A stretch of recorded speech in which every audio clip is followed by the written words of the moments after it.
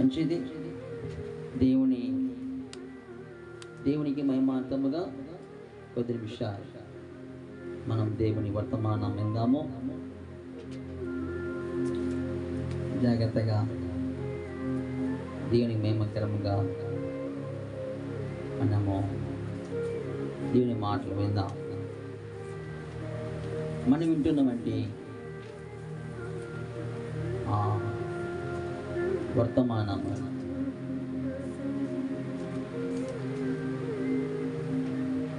మనం చూస్తున్నట్లయితే శాపము ఎలాంటి వారి మీద పనిచేస్తుంది, శాపము ఎలాంటి వారి మీద పనిచేస్తుంది అనేది మనం వింటూ ఉన్నాం.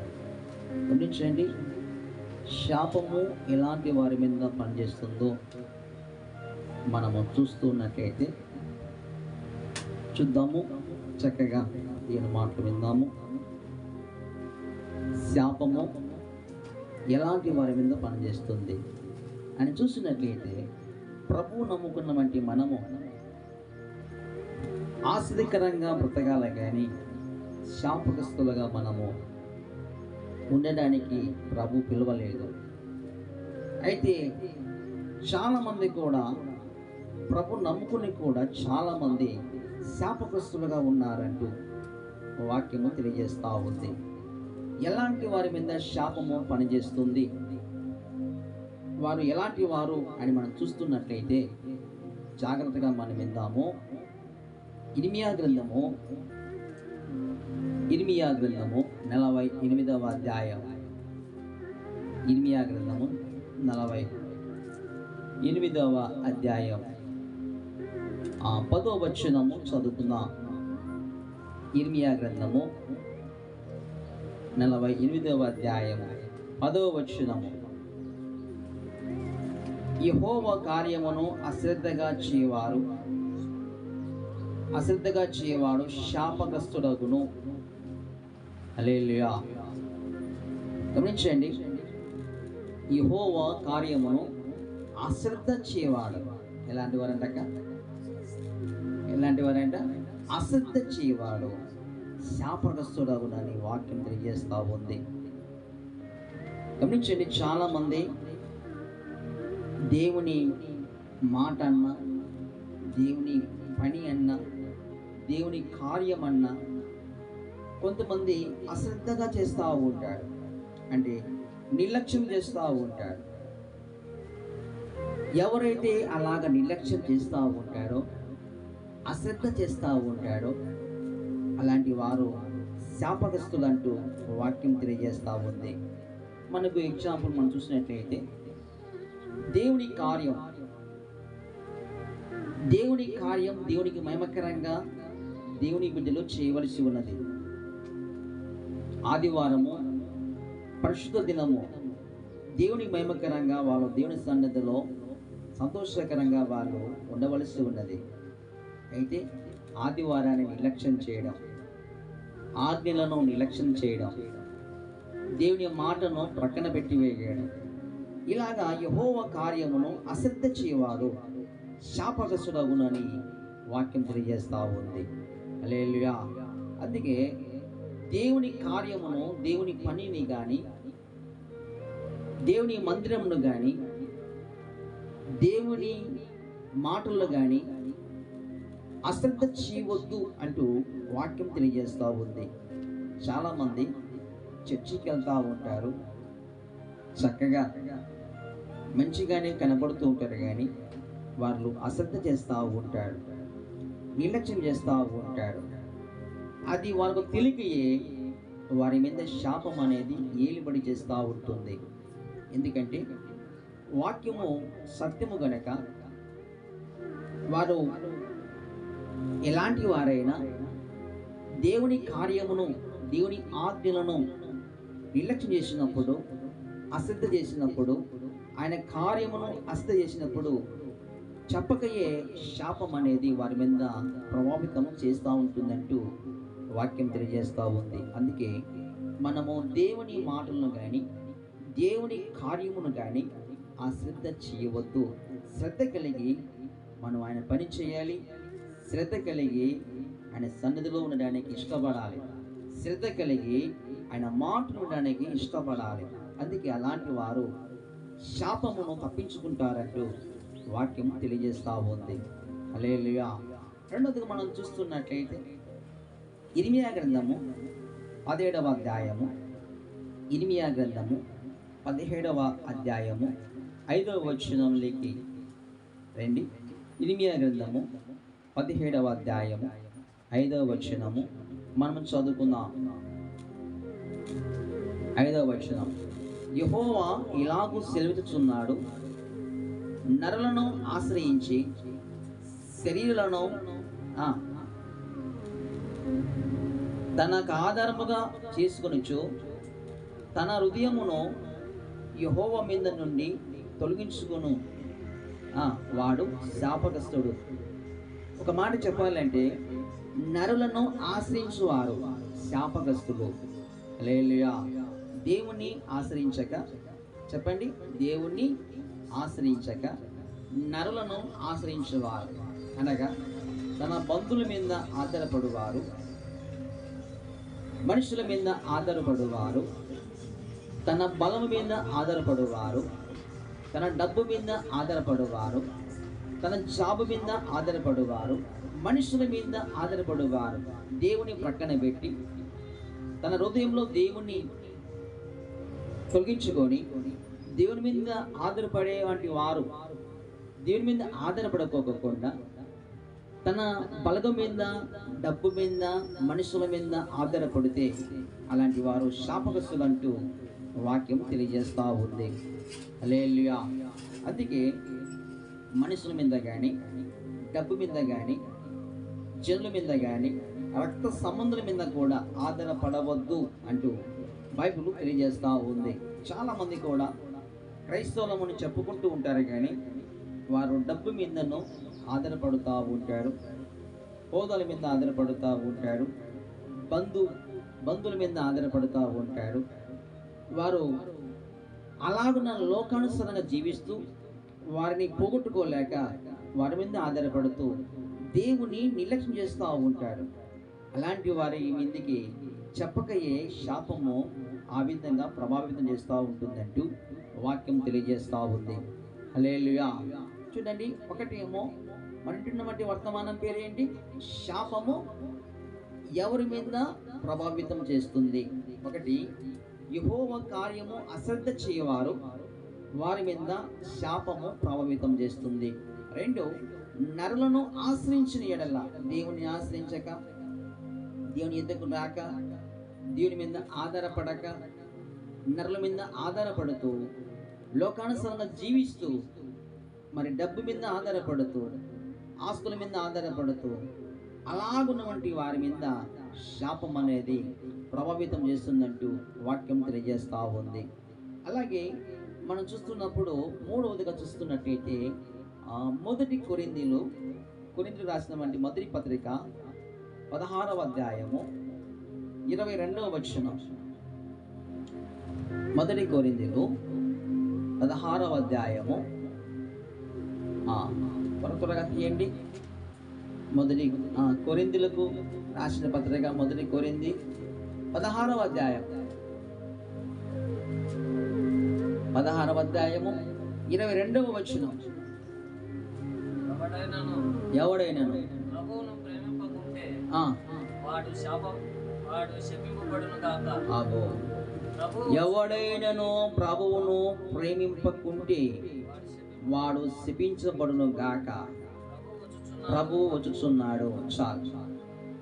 ప్రభును ప్రేమించకుంటే, ప్రభును గణపరచకుంటే, ప్రభును అంగీకరించకుంటే, ప్రభును తన హృదయంలో చేర్చుకోకుండా ఉంటే అలాంటి వారు శాపగ్రస్తులు అని వాక్యము తెలియజేస్తూ ఉంది. హల్లెలూయా.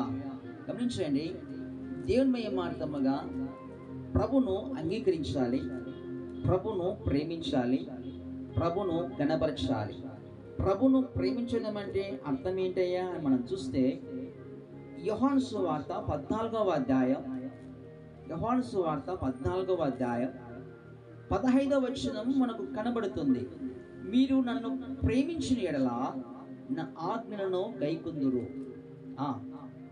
నేను తండ్రిని వేడుకొందును, మీ యొద్ద ఎల్లప్పుడూ చదవాలి, ఎల్లప్పుడూ ఉండుటకై ఆయన వేరొక ఆదరణకర్తను అనగా సత్య స్వరూపియగు ఆత్మను మీకు అనుగ్రహించును. మనం ప్రభును ప్రేమించినట్లయితే ప్రభు అంటాడు, నన్ను మీరు ప్రేమించిన ఎడల నా ఆజ్ఞలను గైకొందురు. హల్లెలూయా. చాలా మంది మేము ప్రభును నమ్ముకున్నామంటాడు, ఆయన ఆజ్ఞలను తిరస్కరిస్తాడు. ప్రభును ప్రేమింపకుంటే చెప్పకే చెబుతుంది, శాపము తాండమాడుతూ ఉంది వారింటి మీద. చాలామంది దేవుని ఆజ్ఞలు పాటించుకోకుండా నిర్లక్ష్యం చేస్తూ దేవుని సన్నిధికి రాకోకుండా మరి తప్పుదారిలో వెళ్తూ ఉంటాడు. భార్య వస్తే భర్త రాడు, భర్త వస్తే భార్య రాదు. మరి పిల్లలు వారి లోకానుసారంగా జీవిస్తూ ఉంటారు, దేవుని ఆజ్ఞలను అతిక్రమిస్తూ తిరుగుతూ ఉన్నారు. వారు అనుకోవచ్చు, మేము క్రైస్తవులు కదా అనుకోవచ్చు. అయితే వాక్యం అంటుంది, దేవుని నువ్వు ప్రేమించకుంటే చెప్పకయే చెబుతుంది, శాపము నీ ఇంటి మీద ఉంది అని. ఇలారా, అందుకే ప్రభును మనం ప్రేమించాలి. ప్రభు రాబోతూ ఉన్నాడు. ప్రభును ప్రేమిస్తూ ఆయన చెప్పిన వంటి మార్గంలో, సత్య మార్గంలో మనం నడుస్తూ ఆయనకు మహిమకరముగా మనము జీవిస్తూ ముందుకు సాగడానికి మనము ఇష్టపడాలి. అలాగే ఆయన రాకడకు మనం సిద్ధపడుతూ మన కుటుంబమును, మన పిల్లలను కూడా మంచిగా సిద్ధపడుతూ ముందుకు సాగడానికి మనము ఒక మాదిరికరంగా జీవించాలి. దేవునికి మహిమార్థముగా ఎప్పుడైతే మనము ప్రభును ప్రేమిస్తామో, ఆయన ఆజ్ఞలకు, ఆయన విధులకు మనం లోబడుతూ ఉంటామో, దేవుడు మనల్ని ఆశ్రయిస్తాడు. పేరుకు మాత్రమే ప్రభువును ప్రేమిస్తున్నామంటూ చెప్పి ఆయన ఆజ్ఞలను తిరస్కరించి లోకానుసారంగా నువ్వు బ్రతుకుతూ ఉన్నప్పుడు చెప్పకే చెబుతుంది, శాపం అనేది నీ కుటుంబం మీద అది ప్రభావితం చూపుతుంది అంటూ. హల్లెలూయా. గమనించండి, వాటి నుంచి మనం విడుదల పొందాలంటే, తప్పించుకోవాలంటే మనము దేవుని కార్యమును నిర్లక్ష్యం చేయవద్దు. శ్రద్ధగా మనం దేవుని కార్యమును చేయాలి. శ్రద్ధగా నువ్వు దేవుని సన్నిధికి రావాలి. శ్రద్ధగా నువ్వు దేవుని మహిమార్థంగా బైబిల్ చదవాలన్నా, ప్రార్థన చేయాలన్నా శ్రద్ధ పెట్టి నువ్వు చేయాలి. ప్రార్థన చేస్తున్నప్పుడు విసుకోవద్దు. అలాగే నరులను ఆశ్రయించవద్దు, దేవుని ఆశ్రయించాలి. అలాగే ప్రభును నువ్వు ప్రేమించాలి. చాలామంది ప్రభును ప్రేమించుకోకుండా వారు ఇతరులను, లోకమును ప్రేమిస్తూ ఉంటాడు. అయితే ప్రభును ప్రేమించకుంటే వాడు శాపగ్రస్తుడు అంటూ వాక్యం తెలియజేస్తూ ఉంది. ఇంకా మనం చూస్తున్నట్టే చూడండి, ఒక మాట మనం చదువుకొని ముగించుకుందాం. మలాకి గ్రంథము 3వ అధ్యాయం 7వ వచనములో ఒక మాట మనకు కనపడుతుంది. మలాకి గ్రంథము 3వ అధ్యాయము 7వ వచనము మనం చూస్తూ ఉన్నట్లయితే చదవండి ఆ మాట. చివరగా ప్రార్థన చేసుకుందాం. మలాకి గ్రంథము, మీ పితరుల నాట నుండి మీ నా కట్టడలను గైకొనక వాటిని త్రోసివేసి, కట్టడలను గైకొనక త్రోసివేసారంట. అంటే దేవుడు ఎంత చెప్పినా కూడా వినుకోకుండా త్రోసివేసేసారు. ఈ దినాల కూడా అదే ప్రజలు, అదే ఆత్మ, అలాంటి ప్రజలు అలాంటి దురాత్మ ఏలుబడి చేస్తూ ఉంది. ఏంటి అంటే దేవుని ఆజ్ఞలను, కట్టడలను త్రోసివేసే వారిగా ప్రజలు జీవిస్తూ ఉన్నారు. అయితే మీరు నా తట్టు తిరిగిన ఎడల నేను మీ తట్టు తిరుగుదునని సైన్యములకు అధిపతియగు యెహోవా సెలవీయగా, మేము దేని విషయములో తిరుగుదమని మీరందరూ, మానవుడు దేవుని యొద్ద దొంగిలునా? అయితే మీరు నా యొద్ద దొంగిలిద్దిరి. దేని విషయంలో మేము నీ యొద్ద దొంగిలిద్దామని మీరందరూ 10వ భాగమును ప్రతిష్టార్పణలో ఇయ్యక దొంగిలితీరి. ఈ జనులందరూ నా యొద్ద దొంగిలిచునే ఉన్నారు, మీరు శాపగ్రస్తులై ఉన్నారు. గమనించండి, ఇక్కడ దేవుడే మాట్లాడతాడు, మీరు శాపగ్రస్తులై ఉన్నారు. అదేంటండి, దేవుని నమ్ముకున్నాం, దేవుని ఏమార్థంగా రెక్కల కాచి కాపాడుతున్నాడు, నడిపిస్తున్నాడు, భద్రపరుస్తున్నాడు. మరి శాపము ఎందుకు ఏర్పడి చేస్తుందంటే ఆయన మాటను త్రోసివేస్తున్నారు. దేవునికి ఇష్టకరమైనటువంటి జీవితం జీవించకుండా, కృతజ్ఞతా భావము లేకుండా, దేవుడు మనకు ఆయుష్కాలము ఆరోగ్యం ఇచ్చి కాచి కాపాడి చక్కగా ప్రభు మనకు ఉద్యోగాలు ఇచ్చి చక్కగా మరి ఆ విధంగా మనకు మంచి పని ఇచ్చి, పొలములు ఇచ్చి, నీకు పని చేసుకోవడానికి శక్తినిచ్చి, 2 కాళ్ళు పని చేయడానికి, 2 కళ్ళు పని చేయడానికి చక్కగా నీకు ధైర్యం ఇచ్చి, చూపునిచ్చి, నీకు మంచిగా దేవుడు సాయం చేసి పని ఇచ్చిన తర్వాత, జాబ్ ఇచ్చిన తర్వాత మరి ప్రభు అంటాడు, నీ కష్టార్జితం నుంచి 10వ వంతు దశభాగం అనేది నా సన్నిధికి తీసుకురండి అని చెప్పినప్పుడు మానవుడు అది కూడా దేవుడికి ఇవ్వకుండా దొంగిలిచునే ఉన్నారంట. ఆ దినాల్లో ఉన్నారు.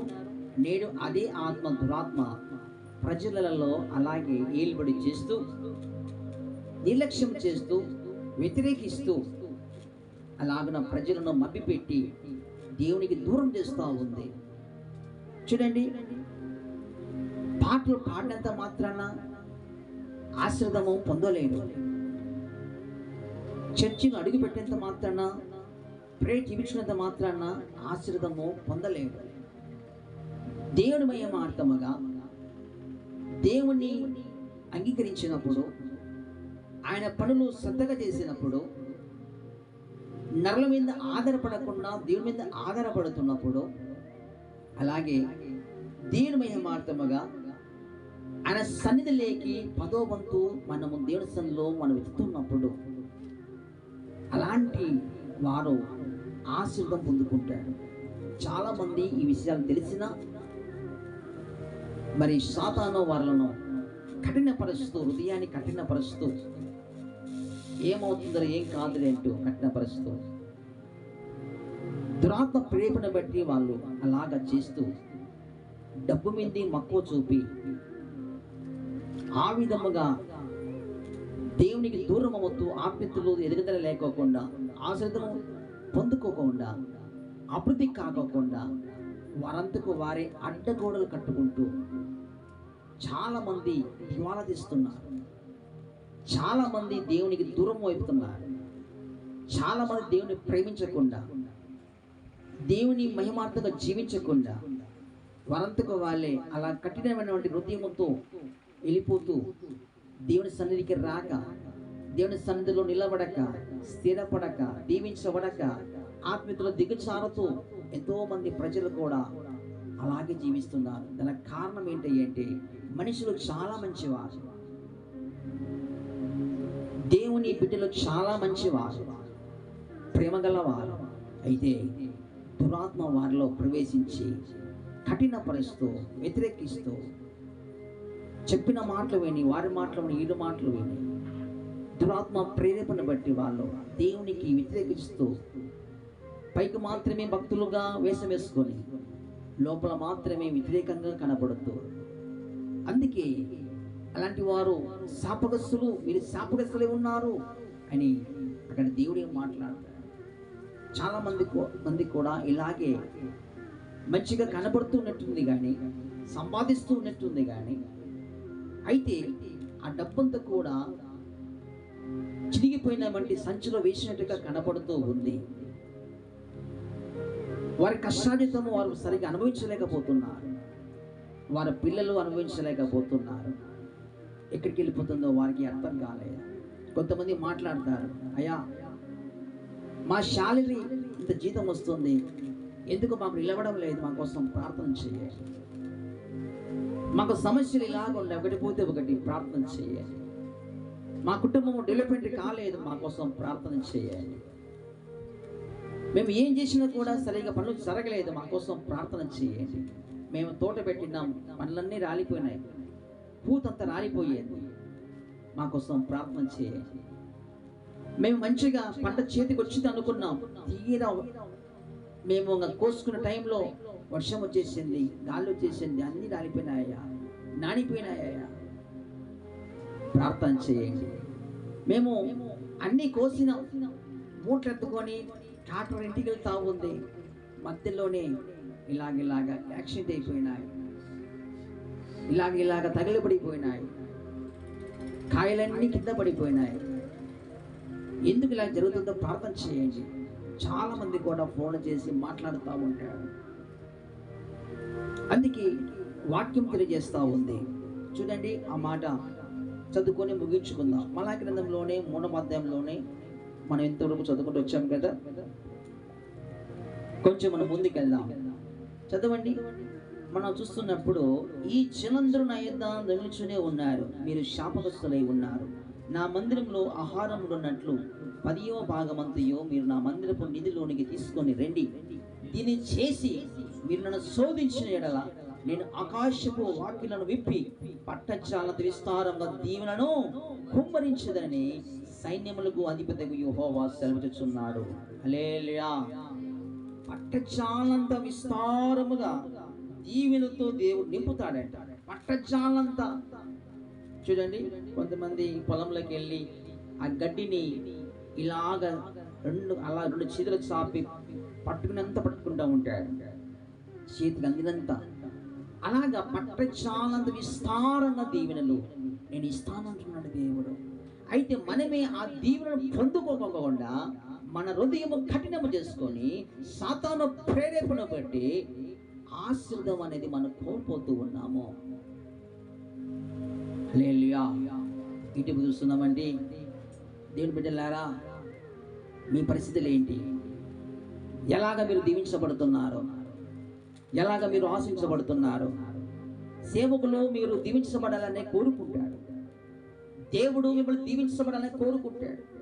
మీరు శాపగ్రస్తులు కావాలని దేవుడు కోరుకోడు. మీరు శాపగ్రస్తులుగా అలాగ ఉండాలని ఏ సేవకుడు కోరుకోడు.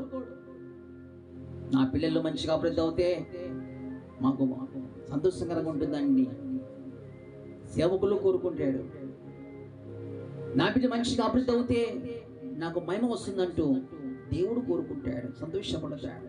అయితే ప్రభు నమ్ముకున్నటువంటి నీవు, ప్రభు నమ్ముకున్నటువంటి మనము ఎలాగ మనం ఆశించబడుతున్నాం అనేది మనం ఒకసారి ప్రశ్నించుకుంటే మనందుకు మనమే ఎలాగ మనము దీవించబడుతున్నాం అని చూస్తే మనకు అర్థమవుతుంది.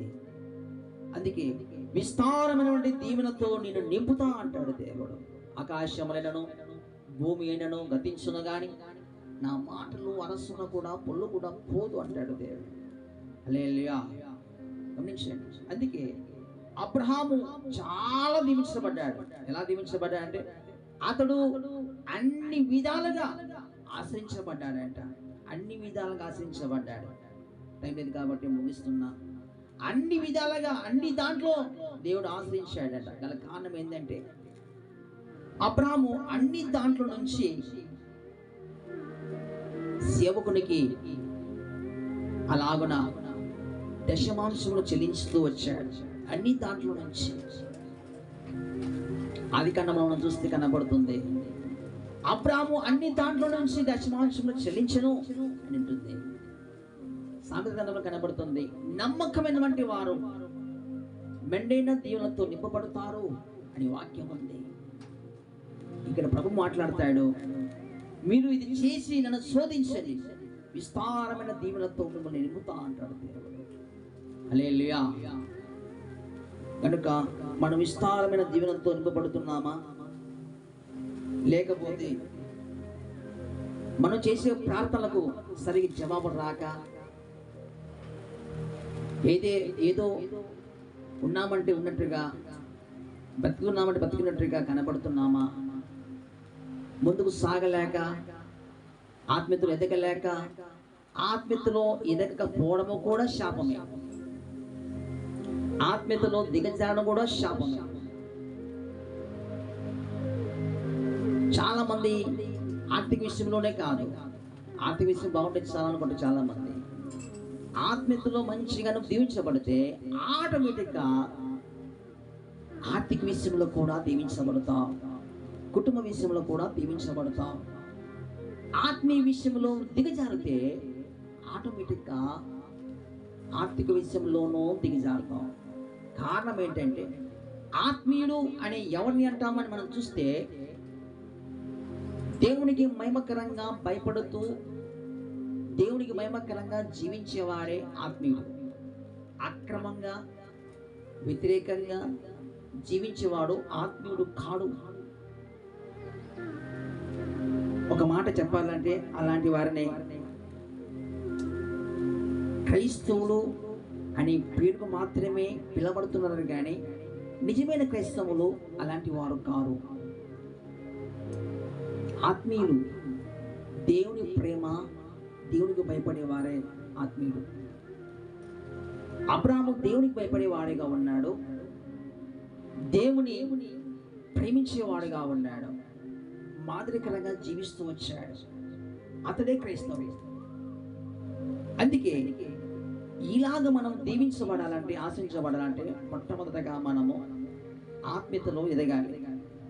ఆత్మీయతలో ఎప్పుడైతే మనం ఎదుగుతామో దేవునికి భయమార్తముగా కుటుంబ విషయంలో కూడా దేవుడు ఆశ్రయిస్తాడు. ఆత్మీయతలో దిగజారితే దేవునికి సరిగా మనం లోబడలేం, దేవునికి సరిగా భయపడలేం, దేవుని సరిగా ప్రేమించలేం, దేవునికి వ్యతిరేకంగా జీవిస్తూ వస్తారు. ఆత్మీయతలో దిగజారితే దేవుని ఆజ్ఞలను పాటించలేదు, దేవుని మాటకు విధేయత చూపరు. ఎప్పుడైతే నువ్వు ఆత్మీయతలో ఎదుగుతావో దేవునికి విధేయత చూపిస్తావు, దేవునికి భయపడతావు, దేవునికి లోబడతావు, చక్కగా దేవుని ప్రేమిస్తావు. అంతేకాక నీవు లోకానికి మాదిరికరంగా జీవిస్తావు, సంఘానికి మాదిరికరంగా జీవిస్తావు, ప్రజలకు మాదిరికరంగా జీవిస్తావు. అతడు మంచి ఆత్మీయపరుడయ్యా, ఆ కుమార్తె మంచి ఆత్మీయురాలయ్యా, చక్కగా మంచిగా ఆశించిన వంటి కుటుంబం అయ్యా అంటూ నిన్ను పేరు పెట్టి పిలుస్తారు, పేరు పెట్టి పిలుస్తారు. అలాగా దేవుడు నీకు ఒక మంచి పేరు గుర్తింపు ఇస్తాడు, అంతేకాక ఆశ్రయిస్తాడు. అందుకే అక్కడ అంటాడు, ఆ మాట అంటాడు. చూద్దాం, మనం చూస్తున్నట్లయితే విస్తారమైన తీరును కుమ్మరించదనని సైన్యములకు అధిపతిగా యెహోవా సెలవిస్తున్నాడు. మీ పంటను తినివేయి పురుగులను నేను గద్దించెదను అని, మీ భూమి పంటను నాశనం చేయవు, మీ ద్రాక్ష చెట్టు అకాల ఫలములను రాల్పకుండానని సైన్యములకు అధిపతిగా యెహోవా సెలవిస్తున్నాడు. అప్పుడు ఆనందకరమైన దేశంలో మీరు నివసింతురు గనుక అన్య జనులందరూ మిమ్మల్ని ధన్యులు అందురని సైన్యములకు అధిపతిగా యెహోవా సెలవిస్తున్నాడు. ఆనందకరమైన దేశంలో మనం నివాసం చేయాలంటే, ఈ లోకములో ఉంటూ ఆనందకరంగా మనం దేవుని మహిమకరంగా చక్కగా సంతోషకరంగా సమాధానకరంగా మనం జీవించాలంటే దేవుడు చెప్పిన ప్రకారముగా మనం చెయ్యాలంట. దేవుడు చెప్పిన ప్రకారంగా మనం చెయ్యాలంట. ఏంటి చెప్పాడు దేవుడు అంటే, నా కార్యమును అశ్రద్ధ చేయవద్దు అంటాడు. యెహోవా కార్యమును అశ్రద్ధ చేయవారు శాపగ్రస్తులు. ఇంకా అంటాడు, మీరు రాజును నమ్మక మనుషులు నమ్మక మీరు నన్ను ఆశ్రయించండి. చాలా మంది దేవుని ప్రక్కన పెట్టేసి రాజులను మనుషులను నరులను ఆశ్రయిస్తారు. ఇంకా ప్రభు అంటాడు, మీరు వేటిని ప్రేమించవద్దు, నన్నే ప్రేమించండి. నీ భార్యనైనను, నీ భర్తనైనను, నీ పిల్లలైనను, నీ ఆస్తి అయినను, నీ రక్త సంబంధాలను కూడా ఎక్కువగా ప్రేమించవద్దు, నన్నే ఎక్కువగా ప్రేమించమంటాడు దేవుడు. దేవుని మనం ఎక్కువగా ప్రేమించాలి. చాలా మంది దేవుని ప్రక్కన పెట్టేసి, దేవుని ఆజ్ఞను ప్రక్కన పెట్టేసి మన బంధువులను, మన రక్త సంబంధులను, మన బిడ్డలను, భార్య భర్తలను, భార్యను భర్తను వాళ్ళే ప్రేమిస్తారు, దేవుని ప్రక్కన పెట్టేస్తారు. గమనించండి, అబ్రహాము దేవునికి విలువ ఇచ్చాడు. నీ కుమారు నాకు ఏమంటే కుమారుని కూడా ఇచ్చేయడానికి ఇష్టపడ్డాడు. తన భార్య కూడా ఈ విషయం చెప్పలేదు. దాని అర్థం ఏంటంటే ఎక్కువ ప్రాధాన్యత దేవునికి ఇచ్చాడు, భార్యకి ఇవ్వలేదు, కుమారుని కూడా పక్కన పెట్టేశాడు. మనం కూడా ఎక్కువగా దేవుని ప్రేమించమంటాడు దేవుడు. అలాగే మీ దశాంశములను నా సన్నిధిలోకి బద్దము తీసుకురండి, ఇది చేసి చూడండి, అకాల ఫలములు రాపకుండానని. పంటలను తినివేస్తామంటే పురుగులను గద్దిస్తా అంటాడు. తినివేస్తూ ఉంటాయి, డబ్బులని వ్యర్థమైపోతూ ఉంటాయి.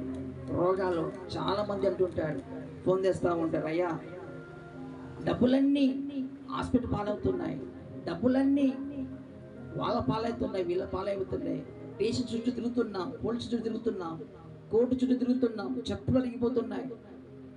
మా బాధను ఎవరు చెప్పుకోవాలి, అర్థం కాని పరిస్థితి. కారణం ఏంటో తెలుసా? దేవునికి లోబడక, దేవునికి భయపడక, దేవుడు మంచిగా ఆశించిన తర్వాత దేవుని పక్కన పెట్టేసి నిర్లక్ష్యం చేసి సాతాను ప్రేరేపణకు లోబడి చివరికి చాలా మంది నష్టపోయి నిరాశలైపోతున్నారు.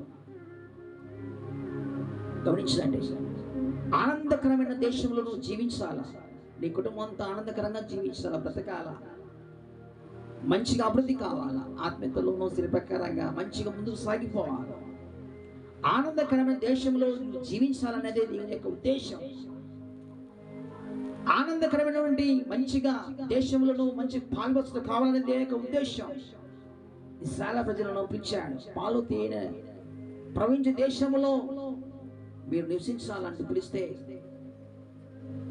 వాళ్ళు చాలా మంది వెళ్ళలేకపోయారు, చాలా మంది వెళ్ళలేకపోయారు. విన్నారా? యెహోషువ, కాలేబు మాత్రమే వెళ్తారు. మిగతా వాళ్ళందరూ కూడా అరణ్యంలోనే పిట్టలుగా రాలిపోతారు. దేవుని ఆజ్ఞను అనుసరించలేదు. ఆయన ముఖ్య ఉద్దేశం ఏంటో తెలుసా? పాలు తేనె ప్రవహించే దేశంలో, ఆనందకరమైన దేశంలో మీరు నివాసం చేయాలనేది ఆయన పిలుపు. అయితే చాలా మంది కొంత మటుకు నడుస్తారు, కానీ చివరి వరకు నడవలేకపోతారు. వ్యతిరేకత, అహరోను మీద, మోషే మీద వ్యతిరేక, దేవుని మీద శోధించడం, దేవునికి వ్యతిరేకంగా సుడుకోవడం, ఇవన్నీ ఆదినంలో కూడా సాతాను అలాగ ప్రేమ చేస్తూ ఆ ప్రేమకు వారు లోపడిపోయి ప్రేమించబడి దేవునికి వ్యతిరేకంగా నడుచుకున్నారు. ఇట్లారా వారు ఆనందకర దేశంలో అడుగు పెట్టలేకపోయారు. అయితే వారి పిల్లలు 4వ తరం, అలాగే యెహోషువ, కాలేబు వాళ్ళు మాత్రమే ఆనందకరమైన దేశంలో వారు అడుగు పెట్టారు. విన్నారా? ఆనందకర దేశం మనం చూస్తున్నట్లయితే అది పరలోకానికి సాదృశ్యంగా ఉంది. ఆ పరలోకములో మనము అడుగు పెట్టాలంటే దేవునికి మహిమకరంగా ఈ లోకములో నువ్వు బ్రతకాల, దేవునికి మహిమకరంగా నువ్వు ఈ లోకంలో వాడబడాల, దేవునికి మహిమకరంగా నువ్వు దేవునికి లోబడిపోవాలి. నిర్లక్ష్యం చేసి హృదయాన్ని కఠినం చేసుకొని దేవుని ప్రక్కన పెట్టి అలాగ నడిస్తే ఆనందకరమైన దేశంలో నువ్వు అడుగు పెట్టలేవు. ఈ లోకంలో ఆనందకరంగా నువ్వు జీవించలేవు బిడ్డ. వాక్యం సత్యం. చాలా మంది చూడండి, అన్నీ ఉన్నాయి కానీ మాకు ఆనందం లేదయ్యా, మా కుటుంబం అంతా నరకయాతన పడుతున్నాం అని ఏడుస్తూ ఉంటాడు. కుటుంబంలో ఆనందం లేదు, భార్య భర్తల మధ్య సంతోషం లేదు, తండ్రి కొడుకుల మధ్య ఆనందం లేదు. సాతానుడు దొంగలించాడు. ఆనందం లేకోకుండా, సమాధానం లేకోకుండా, నెమ్మది లేకోకుండా, ఆరోగ్యం లేకోకుండా వాడు దోచుకుని వెళ్ళిపోతున్నాడు. ఆశ చూపిస్తున్నాడు, ఎరనేస్తున్నాడు.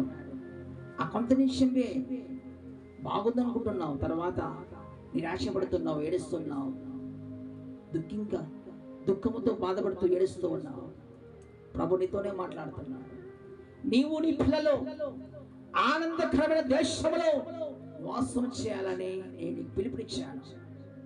నేను చెప్పినట్టుగా నువ్వు ఫాలో అవుతే ఇదిగో జనులు వారు ఆనందకర దేశంలో జీవిస్తున్నారంటూ వారు సాక్ష్యాలు ఇస్తారు. అప్పుడు నాకు మహిమ వస్తుంది, నాకు ఘనత వస్తుంది. నా బిడ్డలారా, మిమ్మల్ని ఆనందకరమైన దేశంలో నడిపించడానికే, స్థిరపరచడానికే మిమ్మల్ని నేను పిలిచి ఉన్నాను. అయితే మీరు శాపగ్రస్తులుగా కనబడుతున్నారు. శాపగ్రస్తులు కాకుండా ఆ శాపం మీ మీద నుంచి వెళ్ళిపోవాలంటే ఎక్కువగా మీరు నన్నే ప్రేమించండి, నా మాటను శ్రద్ధగా వినండి, నా పనిని శ్రద్ధగా చేయండి.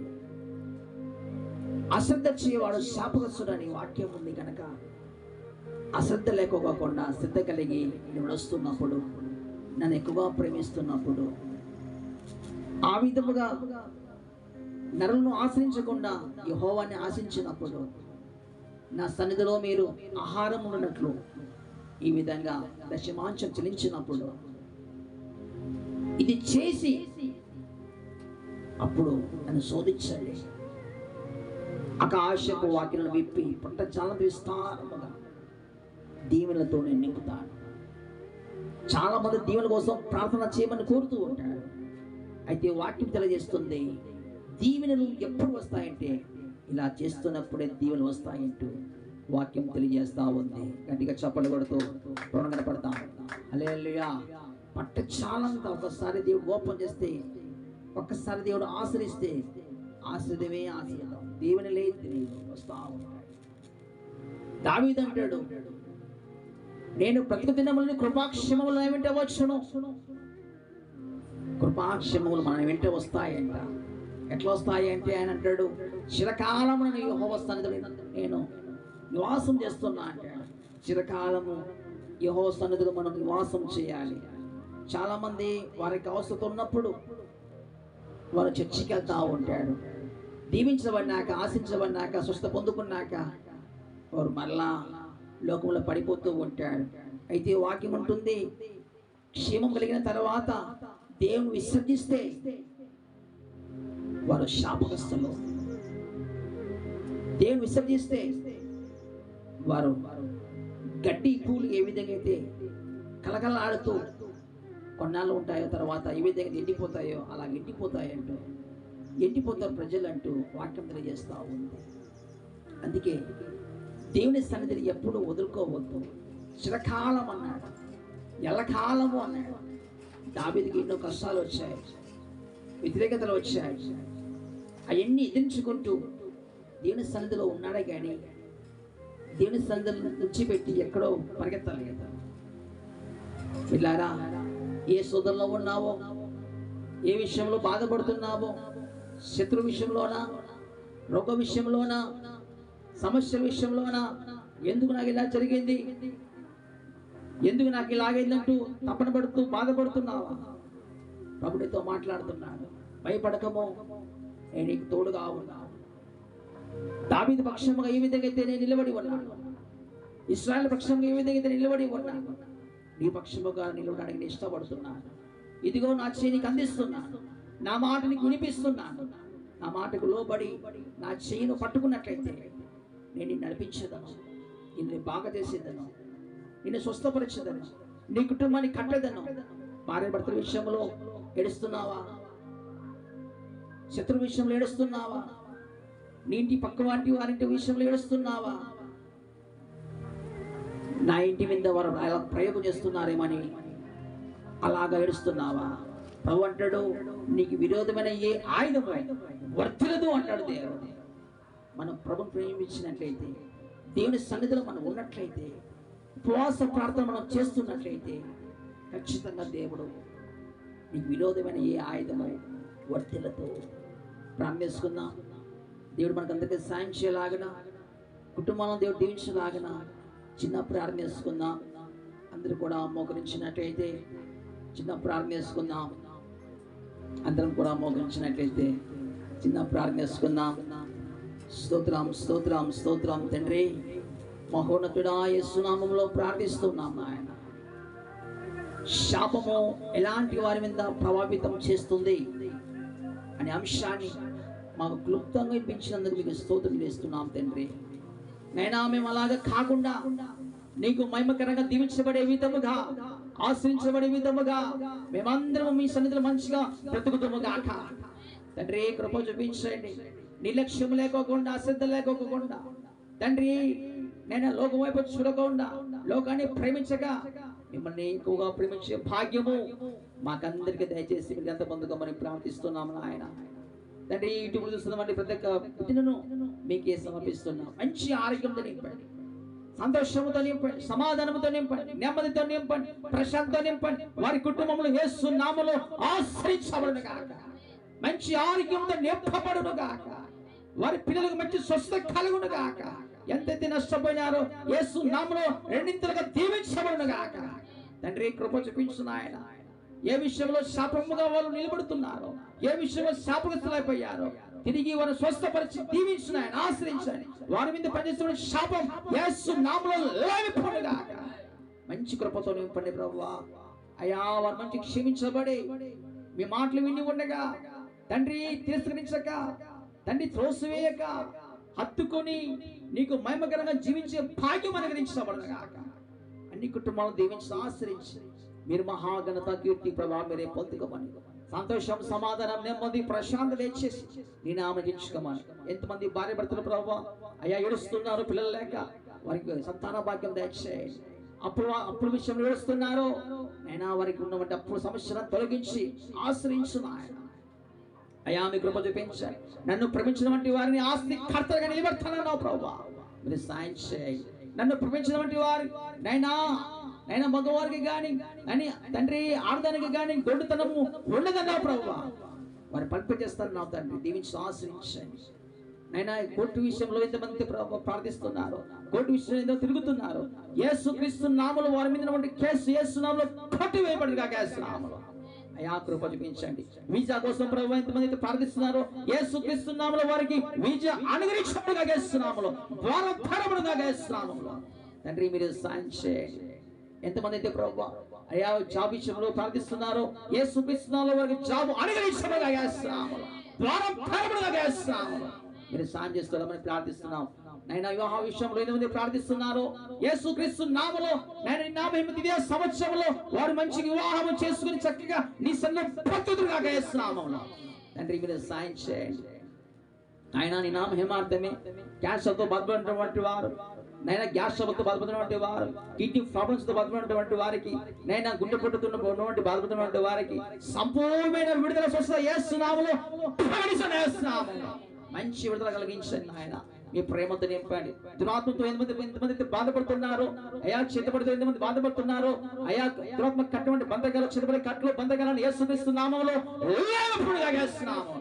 మంచి వాయిస్ తండ్రి, ఈ ప్రేమ మీ కాపుదల మీద తొలగించి చక్కగా నిస్తలో జీవిస్తూ ఆశించబడుతూ ముందుకు సాగడకు సాయం చేసి నీ నామని చించుకోమని దేవుడు మాకు సాయం చేశాడంటూ సంతోషంతో, సమాధానంతో, నెమ్మదితోనూ, ప్రశాంతత గురించి మీ సాక్ష్యం నిలబెట్టే ఈ మహాఘనత, కీర్తి పొందుకోమని.